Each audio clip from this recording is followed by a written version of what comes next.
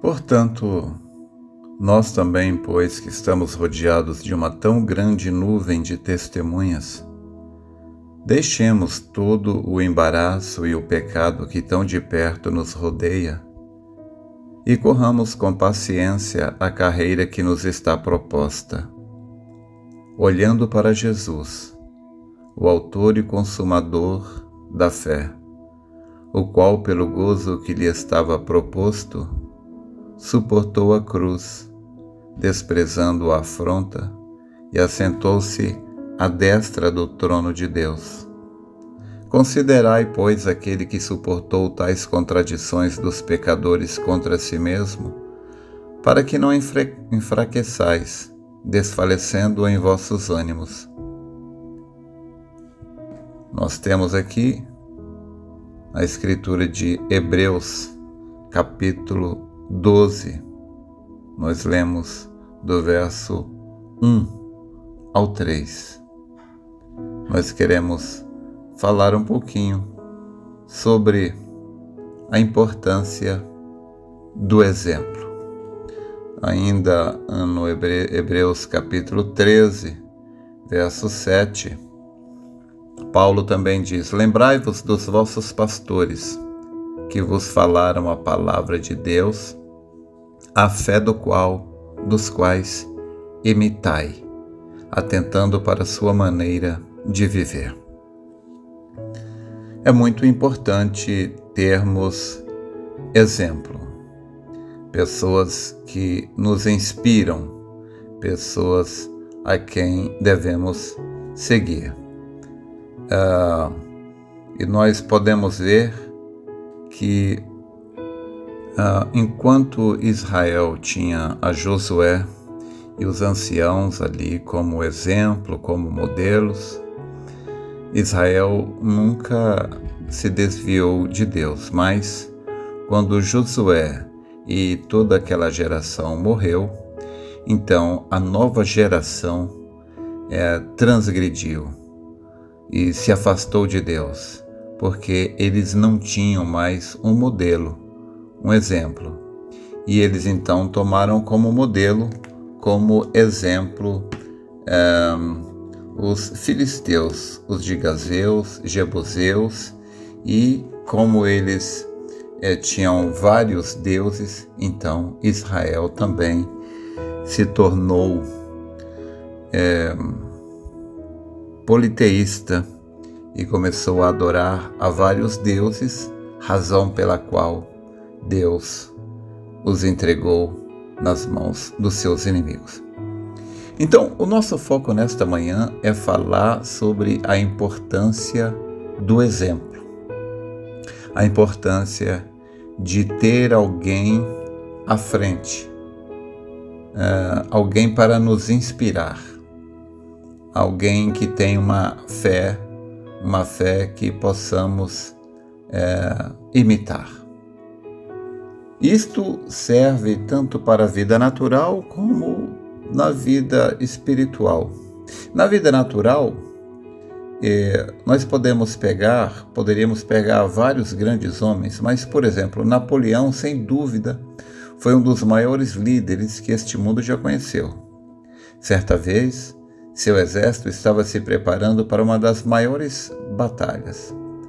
As forças adversárias tinham um contingente 3 vezes superior ao seu, além de um equipamento mais moderno. Napoleão avisou a seus generais que ele estava indo para a frente de batalha. E os generais então procuraram convencê-lo a mudar de ideia. Disseram: comandante, o senhor é o império. Se o senhor morrer, o império deixará de existir. A batalha será muito difícil. Deixa que cuidaremos de tudo, por favor. Confie em nós. Mas Napoleão, ele estava decidido. Foi tudo em vão. Ninguém conseguiu mudá-lo de ideia. E no meio da noite, o general Janot, um dos seus brilhantes auxiliares e também amigo, o procurou e disse de novo. Tentou mostrar o perigo de ir para a frente da batalha. Mas Napoleão olhou com firmeza para ele e disse: "Não tem jeito, eu vou." "Mas por que, comandante?" E Napoleão respondeu: "Porque é mais fácil puxar do que empurrar." O que Napoleão queria dizer é que é mais fácil ser um exemplo, estar à frente e liderando com o exemplo, do que ficar atrás empurrando somente com palavras de incentivo. Há quem diga que palavras convencem, mas o exemplo arrasta. O maior sermão que existe é o sermão da vida vivida. Os jovens confiam em palavras, mas os homens já vividos e experientes, eles confiam em ações.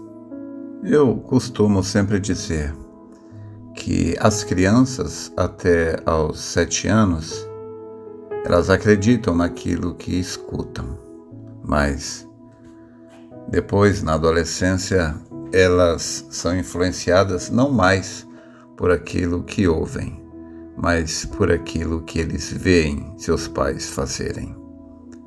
O profeta, na mensagem Influência, parágrafo 25, ele disse que uma das grandes carências dos nossos dias de hoje, na América e no resto do mundo, são de pais pios.